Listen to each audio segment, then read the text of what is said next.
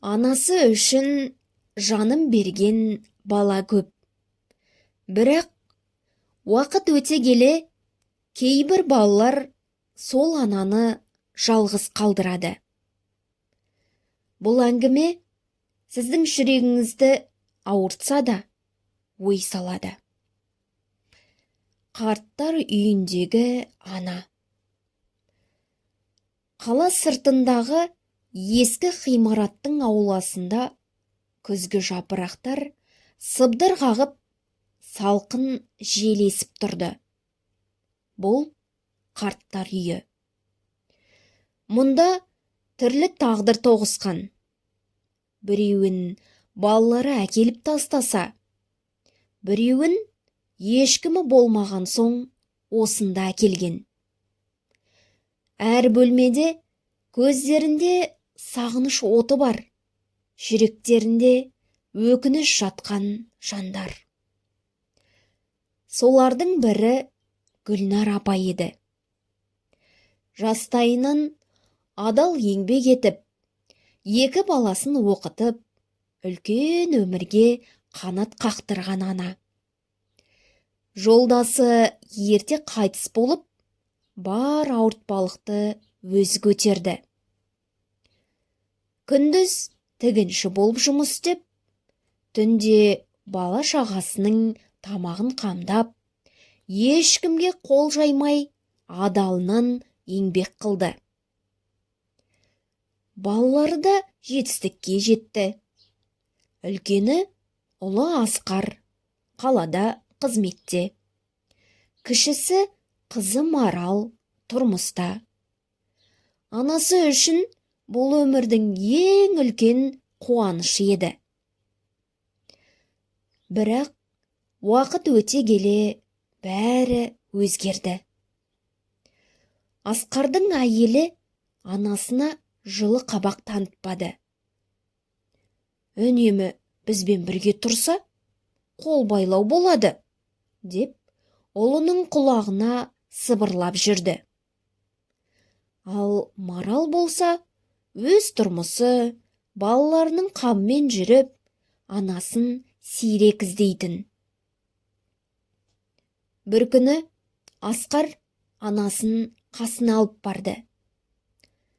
Анашым, сізге жайлы жер тауып қойдым, деді. Гүлнар апа қуанып қалды. Бәлкім жаңа үй алып берген болар, деп ойлады.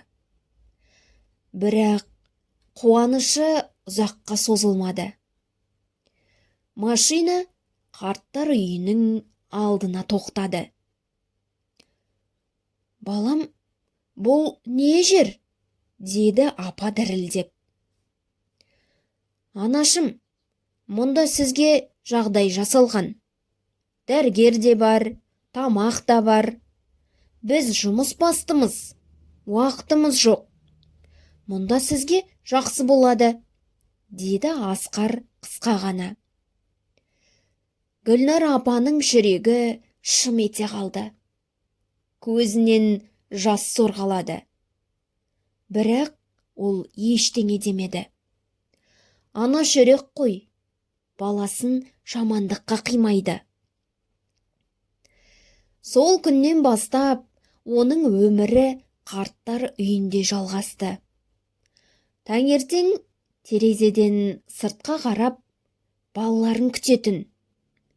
Әрбір есік ашылған сайын, мүмкін Асқар келіп қалған шығар. Мүмкін Маралмыз деп келген болар, деп үміттенетін. Бірақ ол үміт жылдар бойы орындалмады. Кейбір күндері қарттар үйінің басқа тұрғындарына әңгіме айтып беретін.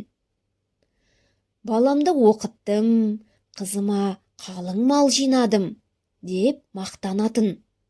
Бірақ түнде жастыққа бетін басып, үнсіз жылайтын.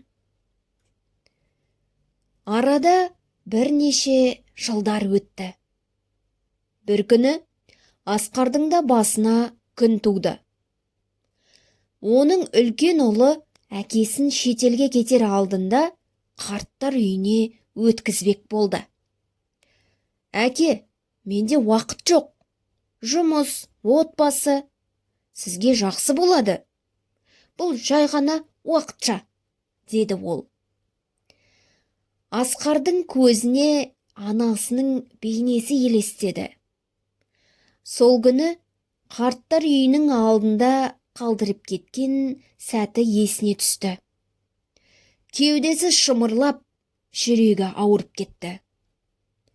Мен анама не істесем, дәл соны өз басымнан кешіп тұрмын ғой, деп күбірледі.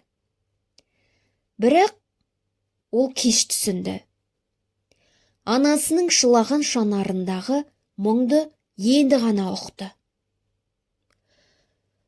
Қарттар үйіндегі Гүлнар апа бір күні төсегінде көзін мәңгілікке жұмды.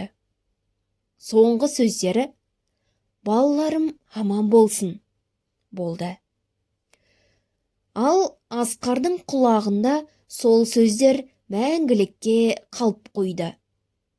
Анасының кешірімі бар еді, бірақ өкініш оны өмір бойы қинай берді. Атана бізге өмір сыйлайды, бағып қағады. Бірақ уақыт келгенде олар бізге баладай мұқтаж болады. Қартайғанда ата-анасын қарттар үйіне тапсырып, уақытымыз жоқ деген ұрпақ ертең өздері дәл сол жағдайды бастан кешуі мүмкін. Сондықтан ата-анамызды қадірлейік. Өйткені олардың батасы өмірдегі ең үлкен байлық.